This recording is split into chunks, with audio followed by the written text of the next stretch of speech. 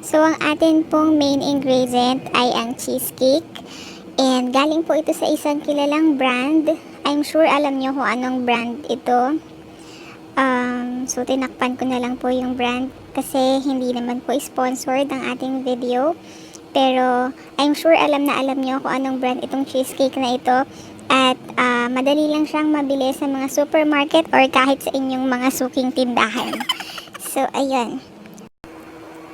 So, isa-isahin lang po natin itong balatan. Tanggalin natin yung plastic wrap.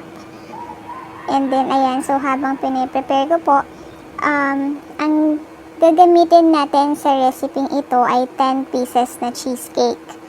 So, isang balot po siya. So, yung 1 pack is may laman na 10 pieces na cheesecake. So, ayan. So, after po niyan, tatanggalin naman natin yung parang yung pinaka-paper wrap niya sa ilalim. Hindi ko alam kung anong eksakto yung tawag dyan. Basta yan. So, tanggalin lang natin lahat. So, kung nakikita nyo po, yung pinaka-ibabaw niya or yung crust part ng cupcake, so, yan talaga yung masarap dun sa cupcake at saka yun talagang malasa.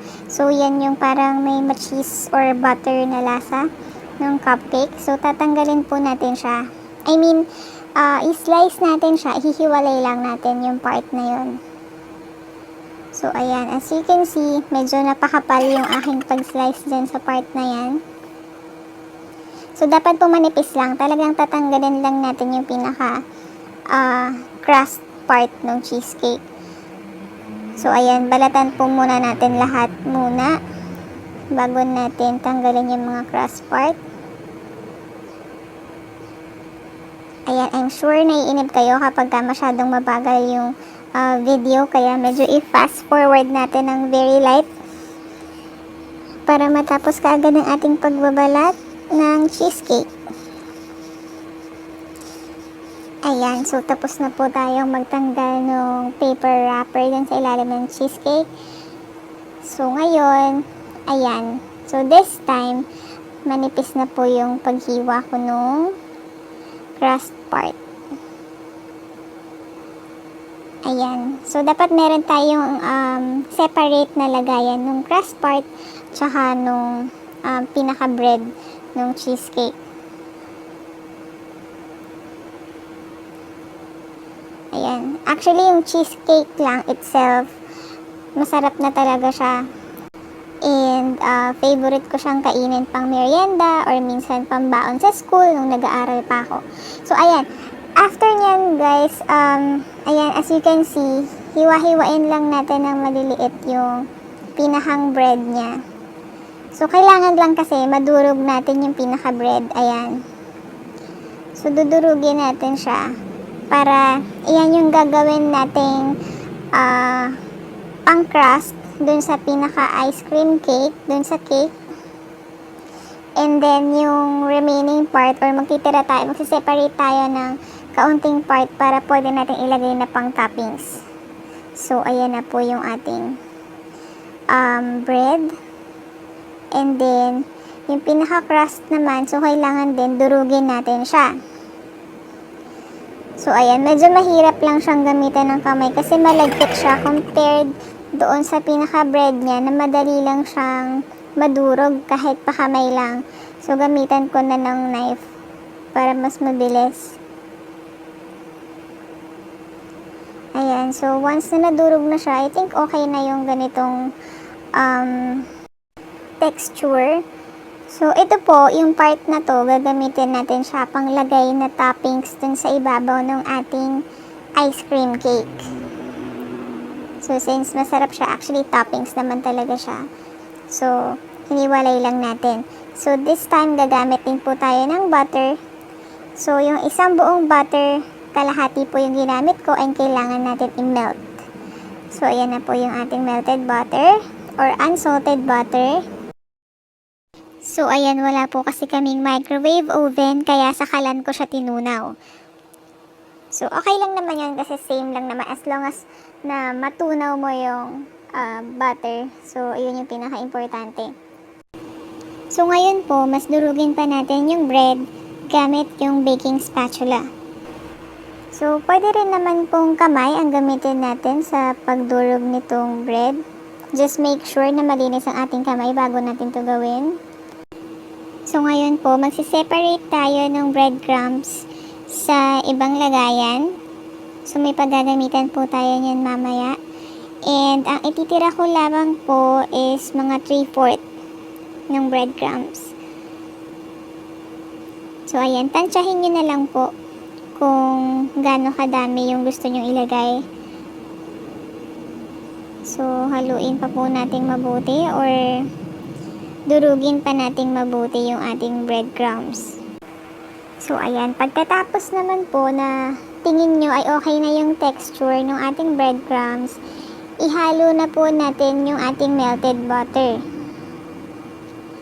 Tapos ay i-mix lang po natin mabuti yung butter doon sa breadcrumbs.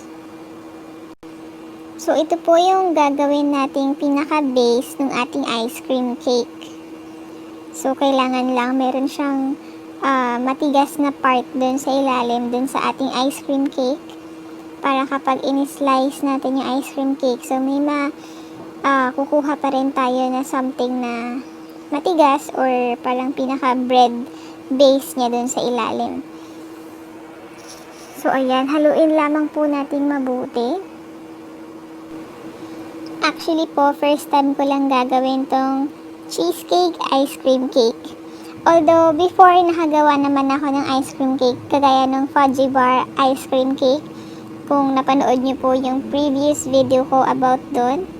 So, halos ganito rin po yung procedure niya. It's just that fudgy bar naman yung ginamit natin. So, chocolate naman yung pinaka-flavor niya. So, kung hindi niyo pa po ito napapanood, i-click niyo lang po yung suggestion video dun sa taas para mapanood niyo yung ating fudgy bar ice cream cake. So, dito ko po ilalagay ngayon yung ating ice cream cake. So, just make sure na gumamit po tayo ng makapal na glass bowl or pwede rin naman po sa mga plastic container kung saan nyo po gustong ilagay or kung ano yung available sa inyo dyan na paglalagyan ng ating ginagawang ice cream cake. So, ayan, ilipat lang po natin or ilagay natin yung pinaghalong melted butter at saka yung breadcrumbs. Tapos, i-flatten lang po natin dun sa surface. So, para mas maayos po yung maging base ng ating cake. Pwede po tayong gumamit ng kutsara para i-flatten ito or ng spatula. Ayan, so mas madali po kung spatula. Ayan, mas mapa-flatten siya ng mas mabilis. So, ayan na po ang ating pinaka-base doon sa ating cake. So, this time, ilalagay po muna natin ito sa refrigerator for at least 30 minutes para mas mag-set siya at medyo tumigas yung ating pinaka-base. So, habang inaantay natin na mag-set or tumigas yung ating pinaka-cake base, i-prepare naman po natin itong ating gagawing ice cream. So, ayun guys, share ko lang sa inyo kasi medyo nag-fail ako dito sa part na to. So, ayan, tingnan nyo kung ano yung laman ng Nestle cream or ng ating creamer. So, matubig yung laman niya. So, actually, dapat creamy yung laman niyang Nestle cream. Kaya nga siya cream. So, nagkamali po ako kasi dapat gagawin ko tong recipe nito the other day pa. So, nagmamadali ako na magawa tong recipe na ito. Kaya nilagay ko sa freezer itong ating Nestle cream. And then, hindi po kasi natuloy yung paggawa ko ng recipe na ito during that day. And nakalimutan ko na yung Nestle cream ay naiwan ko dun sa loob ng freezer. So, tumigas siya. Kaya, nung nalaman ko yun, nilagay ko siya agad dun sa chiller, dun sa baba.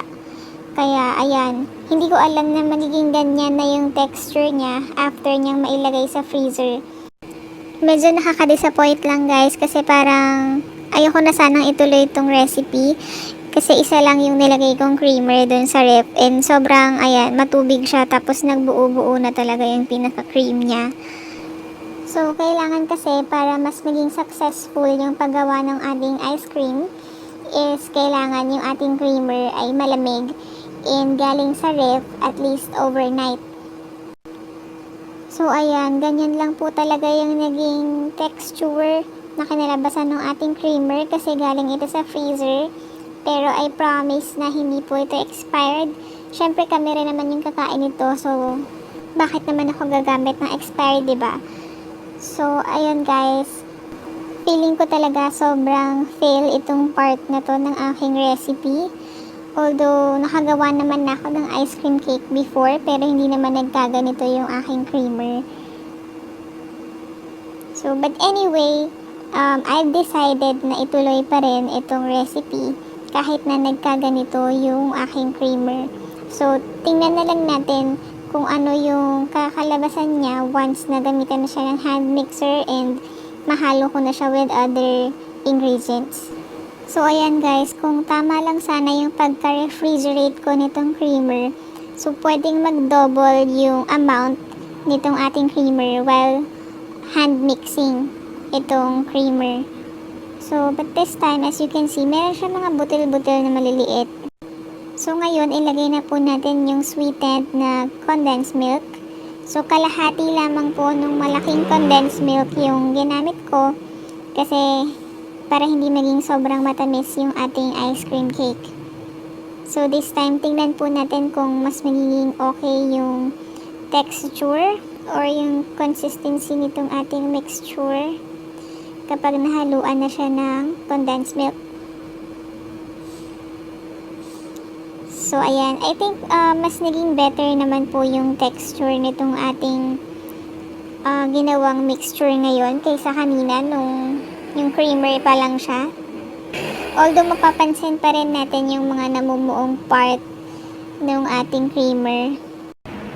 So ngayon naman po ilabas natin sa ref yung ating ginawang cake base kanina. So ayan, as you can see, mukha na siyang matigas. So nag-set na siya. Ayan, matigas na siya. So this time, pwede na po natin ilagay yung mixture na ginawa natin kanina. I know guys, hindi man naging perfect yung consistency nitong ating ginawang ice cream, but still we use the same ingredients. So I guess masarap pa rin naman yung kakalabasan nitong cheesecake ice cream cake. Medyo nakakalito yun So once okay na po tayo dun sa dami ng ice cream na ilalagay natin dun sa ating lagayan, so lagyan pa natin siya ng another layer ng breadcrumbs. So ito yung sinet aside nating part ng breadcrumbs kanina. So lalagay na natin siya ngayon. Make sure na malagyan natin lahat ng sides para mas even yung layer na ito. Pero guys, this is very optional. Depende pa rin sa inyo kung gusto niyo pang maglagay ng another layer or toppings na agad. So set aside muna natin yan. Tapos kuha tayo ng cheese. And then yung cheese na yan is pwedeng sliced or grated cheese. Ihalo lamang po natin doon sa ating natirang mixture kanina. So ayan, mas gusto ko na sliced yung cheese para meron tayong nangunguya na buo-buong cheese. Ayan, so ihalo lamang po natin. Haluin natin mabuti para mawala yung pagkakadikit-dikit ng mga cheese. Pag okay na, is kunin ulit natin itong ating cake and then ilagay ulit natin yung mixture as another layer. Ayan, so this time dahan-dahan lang kasi malambot pa yung ilalim niya. So ayusin na lang natin kasi nagugulo yung mga breadcrumbs dun sa ilalim. Ayan, ayusin lang natin mabuti guys. And then after nito, maglalagay na tayo ng pinaka-toppings. So, ayan, as you can see, ayan na yung naging itsura niya. So, ito po yung pinaka-crust nung cupcake kanina or nung cheesecake kanina. So, ilalagay din natin siya as toppings ngayon dito sa ating ice cream cake. Ayan, gamitan ko sana siya ng kutsara kaya lang mukhang mas okay na kamay na lang yung gamitin panglagay para mas kontrolado. yung paglalagay ng toppings. Yan kasi yung pinakamasarap talaga na part ng cake. So, yung ating toppings. So, ayan, ito na po ang ating masarap na cheesecake ice cream cake. So, ayan, ilalagay pa po natin ito sa freezer para tumigas.